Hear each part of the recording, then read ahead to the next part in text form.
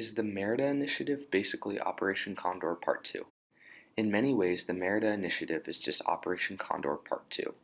Both focused on supporting Mexico in the drug war through training, equipment, and intelligence. Both operations were ultimate failures that led to death and arrests without significantly hurting the overall drug flow. Even though both programs destroyed certain cartels, they left space for new ones to rise in their place.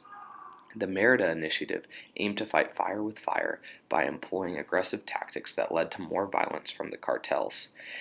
Even though the Merida Initiative did bring down some large kingpins such as El Chapo, that divided the criminal world and increased the violence and death tolls. However, the initiative did separate itself from Operation Condor by also focusing on corruption. They attempted to combat corruption by revamping their court system to be more like the American judicial system, which seems to be slowing corruption.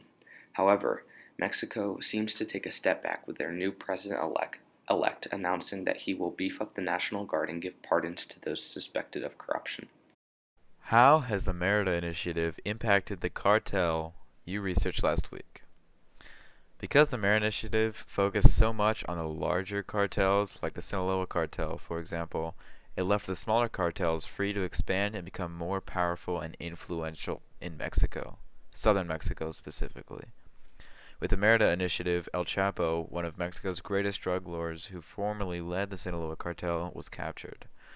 The Knights Templar, however, having been established in 2011, being brand new, was positively impacted by the Merida Initiative because it was given the ability to expand its power without being identified as a larger threat. The Merida Initiative's big winners and losers. For established cartels such as the Sinaloa cartel, this was a disaster, especially for the leaders. A lot of operations within the Merida focused on taking down leaders of already established cartels, which made it difficult to have a stable base of power. However, for smaller and new cartels, this was an excellent opportunity. With cartels infighting and having their heads cut off, it was much easier for groups like the New Generation to gain territory and power. This initiative was also great for arms manufacturers because it created a large need in the Mexican and American government for arms and an increased need from the cartels as they had to defend themselves. Is the Mexican drug war succeeding? The Mexican drug war is a failure.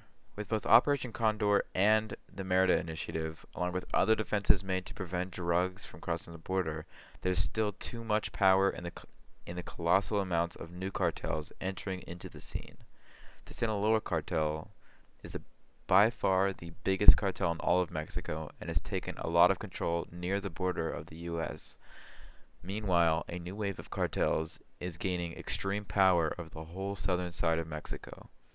The Mexican drug war is a fight against the use of drugs and violence in Mexico. But given that all the focus is mainly on the larger cartels, there's been a sprout of smaller new cartels that the U.S. government and everyone fighting in the drug war is seemingly missing. And that about covers it. Love you, Druv.